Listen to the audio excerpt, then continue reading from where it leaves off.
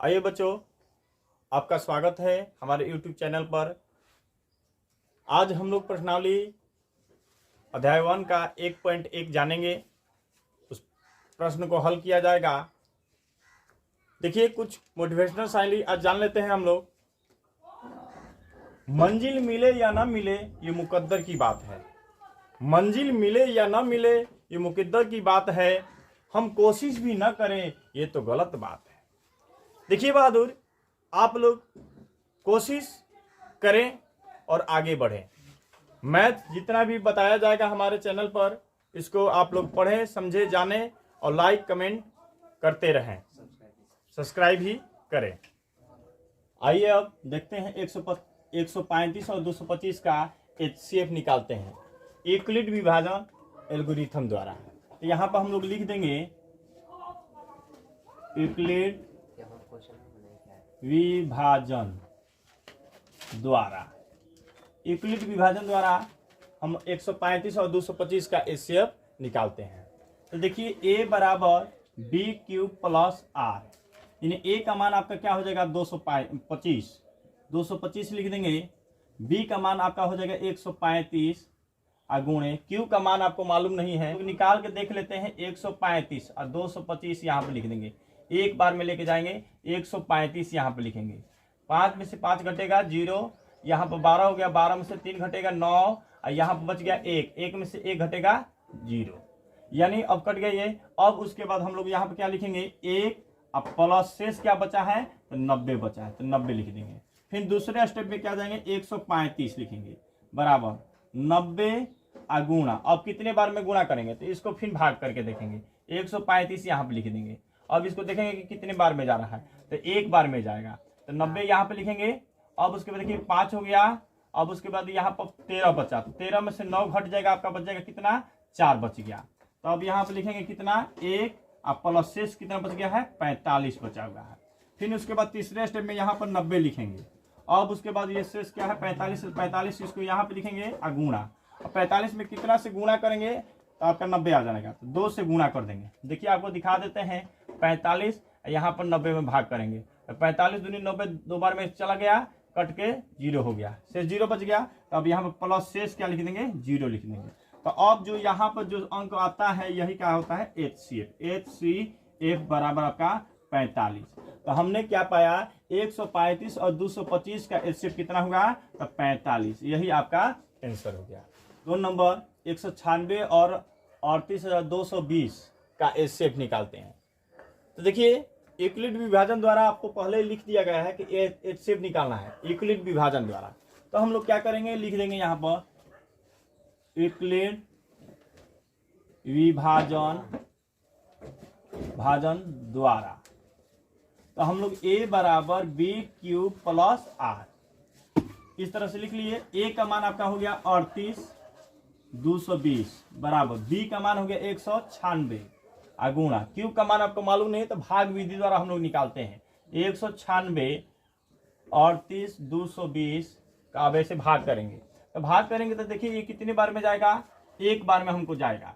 196 लिखेंगे यहाँ पर, 12 में से 6 घटेगा, 6 बच गया। उसके बाद यहाँ पर क्या बचा 7, तो 17 हो गया, एक हासिल लिया तो 17 में से 9 घटेगा, 8 बच गया।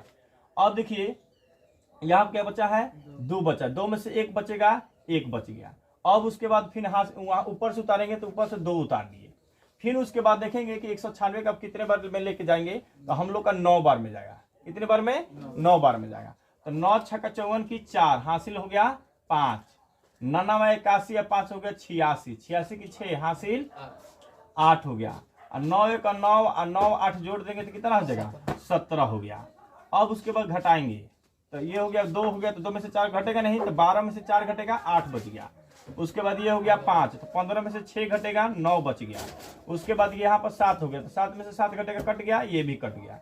अब उसके बाद ऊपर से उतारेंगे 0 उतारेंगे तो अब देखेंगे कि ये कितने बार में जा रहा है। तो देखिए बहादुर ये 5 बार में जाएगा।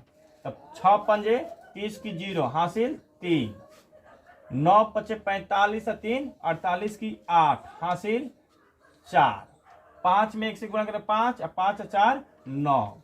अब देखिए ये पूरा पूरी कट जा रहा है, शेष 0 बच गया।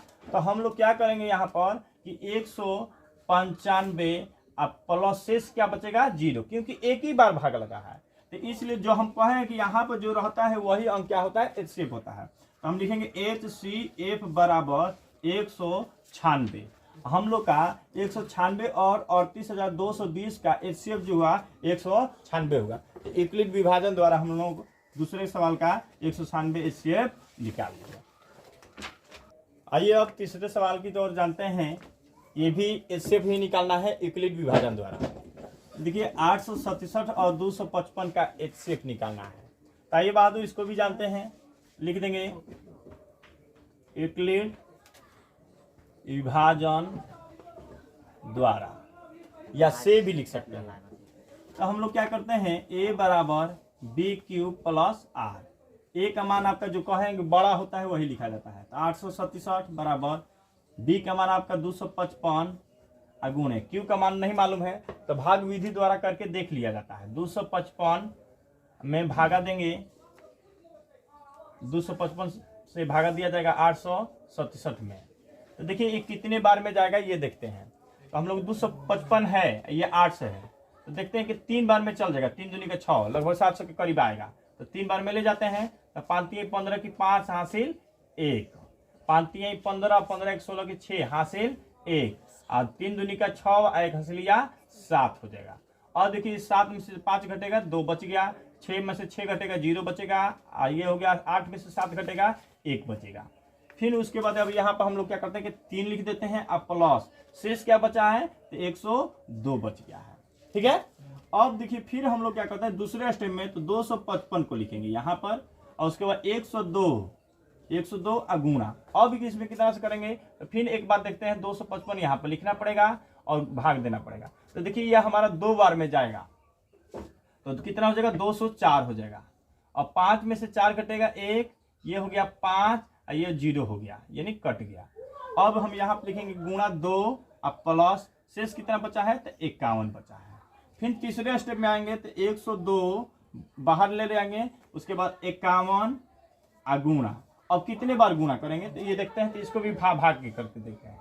102 भाग लिख दिए भाग, अब 51 से भाग करेंगे, ये 2 बार में जाएगा आपका। 51 दूनी 102। तो देखिए ये कट गया, पूरी कट गया, यानी शेष 0 बच गया। तो अब हम लोग क्या करते हैं यहाँ पर 51 गुणे 2, अब प्लस क्या हुआ, शेष 0। तो जब शेष 0 बच जाता है तो वहीं पर रोक दिया जाता है। और जो ये वाला रहता है इसी को क्या कहते हैं, HCF कहते हैं। HCF बराबर आपका क्या हुआ, 51। यही आपका तीसरे सवाल का 867 और 255 का HCF 51 निकला। आइए अब पर्सनली 1.1 का ही 2 नंबर क्वेश्चन की तरफ चलते हैं। देखिए कह रहा है कि दर्शाइए कि कोई भी धनात्मक विषम पूर्णांक 6 की प्लस 1 या 6 की प्लस 3 या 6 की प्लस 5 के रूप का होता है जहां Q कोई पूर्णांक है। तो देखिए इसको हम लोग को बनाने के लिए क्या करना है, हल करने के लिए मानना पड़ेगा। माना कि धनात्मक विषम पूर्णांक बराबर A ले लेते हैं। तो A बराबर हमारा क्या हुआ, BQ प्लस R, यानी B का मान आपका क्या हो जाएगा, 6 हो जाएगा। और R बराबर हम लोग क्या कहते हैं, 0 1 2 3 4 5 तक ले सकते हैं। अब देखिए हम लोग क्या करते हैं, R बराबर 0 अगर लेते हैं तो A बराबर BQ प्लस R, यानी B का मान आपका 6, Q प्लस R का मान क्या है, 0, यानी आपका हो गया 6Q आ गया। अब उसके बाद R बराबर अगर 1 लेते हैं तो A बराबर BQ प्लस R। B का मान 6 है, 6Q प्लस R का मान 1, 6Q प्लस 1 का रूप आ गया। फिर R बराबर 2 लेते हैं तो A बराबर BQ प्लस R। तो B का मान 6 है, 6Q प्लस R का मान क्या हो गया, 2 हो गया। फिर R बराबर 3 लेते हैं तो A बराबर BQ प्लस R, यानी 6Q प्लस 3 हो गया। फिर उसके बाद हम लोग क्या करते हैं, R बराबर 4 लेते हैं तो A बराबर BQ प्लस R, यानी बी का मान 6 हो गया, 6Q अब प्लस आर का मान क्या हो गया 4 हो गया। फिर आर बराबर 5 लेते हैं तो ए बराबर BQ प्लस आर, यानी 6Q प्लस आर का मान क्या होगा 5 हो गया। तो इस प्रकार से देखिए 0 1 2 3 4 5 आर का मान लिए क्योंकि 6 तक दिया है तो 5 तक लिया जाएगा।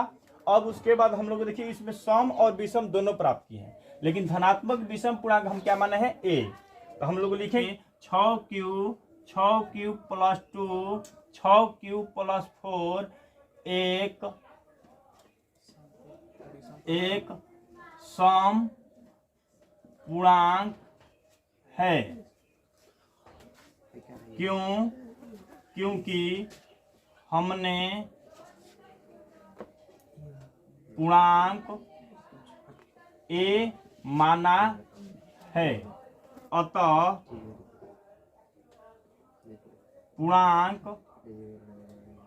6Q plus 1 6Q plus 3 6Q plus 5 के रूप का